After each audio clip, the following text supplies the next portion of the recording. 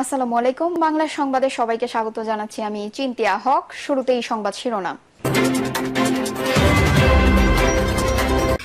18 কোটা আন্দোলন না হলে কোনো গণ অভ্যুত্থান হতো না, বলছেন রাশেদ খান। এদিকে জুলাই ঘোষণাপত্র সনদ নিয়ে টালবাহানা করলে রাজপথে নামার হুঁশিয়ারি নাহিদের। জানাবো পিআর পদ্ধতিতে নির্বাচনের আড়ালে ষড়যন্ত্র দেখছে বিএনপি। এবং সর্বশেষ জানাবো উপদেষ্টা পরিষদের বর্তমান ফিটনেস দিয়ে জাতীয় নির্বাচন সম্ভব না, বলছেন নুরুল হক। শুনছিলেন সংবাদ শিরোনাম, এবারে বিস্তারিত। 18 কোটা আন্দোলন না হলে কোনো গণ অভ্যুত্থান হতো না, বলছেন রাশেদ খান। 18 কোটা সংস্কার আন্দোলন না হলে কোনো গণ অভ্যুত্থান হতো না বলে মন্তব্য করেছেন গণ অধিকার পরিষদের সাধারণ সম্পাদক রাশেদ খান।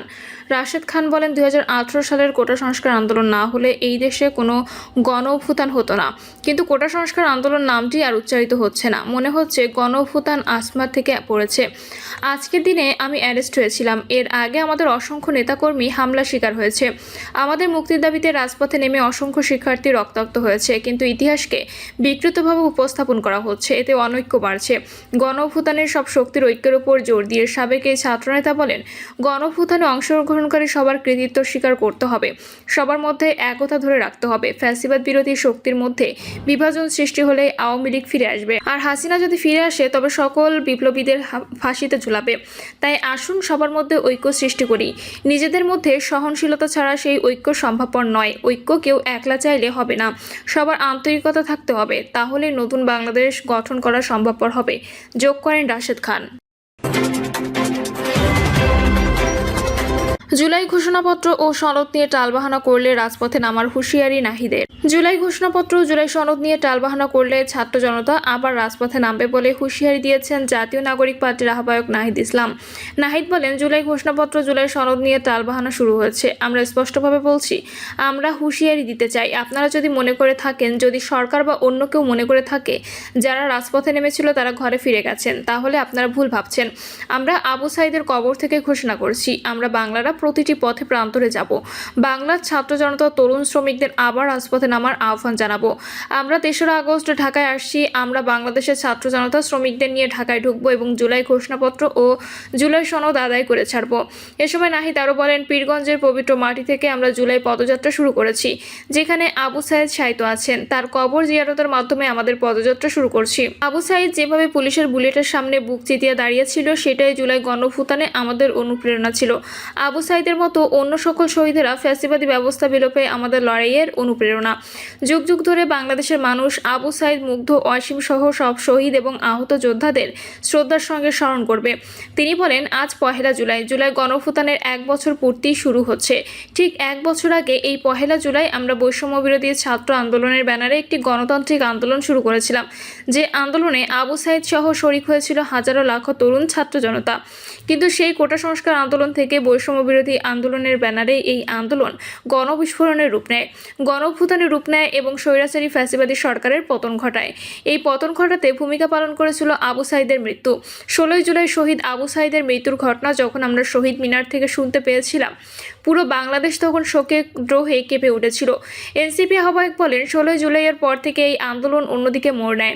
হাজারো লাখো ছাত্র জনতা রাজপথে নেমে আসে, সরকারের বিরুদ্ধে দাঁড়িয়ে ফ্যাসিবাদের বিরুদ্ধে প্রতিবাদ ও নতুন বন্দোবস্তের আকাঙ্ক্ষা ঘোষণা করে। তিনি আরও বলেন, আমরা জুলাই পদযাত্রাকে বলছি দেশ গড়তে জুলাই পদযাত্রা। আমরা স্বৈরাচারী ফ্যাসিবাদী সরকারের পতন ঘটিয়েছি, কিন্তু একটি নতুন দেশ গড়ার যে উদ্যম সরকার, যে রাষ্ট্র গঠনের জন্য আমাদের কাজ করা দরকার, সেই রাষ্ট্র গঠনের জন্যই মূলত আমাদের এই জুলাই পদযাত্রা। এর মাধ্যমে আমরা সারা দেশের মানুষের সঙ্গে, 64 জেলার মানুষের সঙ্গে কথা বলবো, আমরা তাদের কথা শুনবো। আবু সাইদরা যে কারণে মারা গিয়েছিল, সেই স্বপ্ন, সেই আকাঙ্ক্ষার কথা আমরা তাদের কাছে তুলে ধরবো। নাহিদ বলেন, আমি জাতীয় নাগরিক পার্টি ও গণঅভ্যুত্থানে অংশ নেওয়া সব ছাত্র জনতার পক্ষ থেকে আবু সাইদ সহ সকল শহীদ ও আহতদের স্মরণ করছি।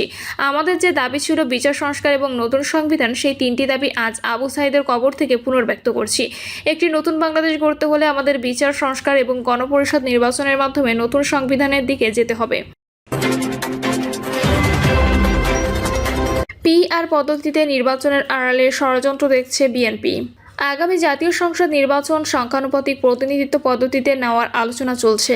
নির্বাচনের সময় যতই ঘনিয়ে আসছে ততই এ নিয়ে বিভিন্ন মহলে বাড়ছে আলোচনা সমালোচনা। সম্প্রতি জামায়াত ইসলামী, এনসিপি, ইসলামী আন্দোলন সহ বিভিন্ন রাজনৈতিক দল পিআর পদ্ধতিতে নির্বাচনের দাবি সামনে আনলে এর ঘোর বিরোধিতা করছে বিএনপি। সম্প্রতি বিএনপির একটি প্রতিনিধি দলের চীন সফরের প্রাপ্তি এবং সফরের বিষয়বস্তু এবং দেশের সার্বিক আইনশৃঙ্খলা পরিস্থিতি নিয়ে অসন্তুষ্টির বিষয়টিও আলোচনা করেন। বিএনপির স্থায়ী কমিটির সদস্য ডক্টর আব্দুল মঈন খান বলেন, পিআর পদ্ধতিতে নির্বাচন হতে পারে, তবে সেটিকে ঘিরে যদি কেউ দেশের জনগণের গণতন্ত্রের আকাঙ্ক্ষাকে কেন্দ্র করে দ্বন্দ্ব তৈরি করতে চায় তাহলে বলা যায় তারা প্রকৃতপক্ষে বাংলাদেশের মূল আদর্শে বিশ্বাস করে না। রাজধানীর ডিপ্লোমা ইঞ্জিনিয়ার্স ইনস্টিটিউটে জাতীয়তাবাদী ওলামা দলের সাধারণ সভায় মঈন খান আরও বলেন, আজ যারা বড় বড় কথা বলেন তাদের অনেকেই ভুলে যান এই দেশের গণতান্ত্রিক আন্দোলনে সবচেয়ে বেশি আত্মত্যাগ করেছে ছাত্র সমাজ, যার ৮০ থেকে ৯০% বিএনপির পক্ষ থেকে প্রতিনিধিত্ব করেছে। তবে তারা কখনো তা মুখে বলেনি এবং নিজেদের পরিচয় দিয়েছে সাধারণ মানুষের প্রতিনিধি হিসেবে। বাংলাদেশ কারো একক মালিকানা সম্পত্তি নয়। ১ বছর আগে আওয়ামী লীগ সেটাই ভাবতে গিয়ে তার ফল ভোগ করেছে। এখনও কেউ যদি একই ভ্রান্ত ধারণা পোষণ করে তবে সেটা হবে মারাত্মক ভুল।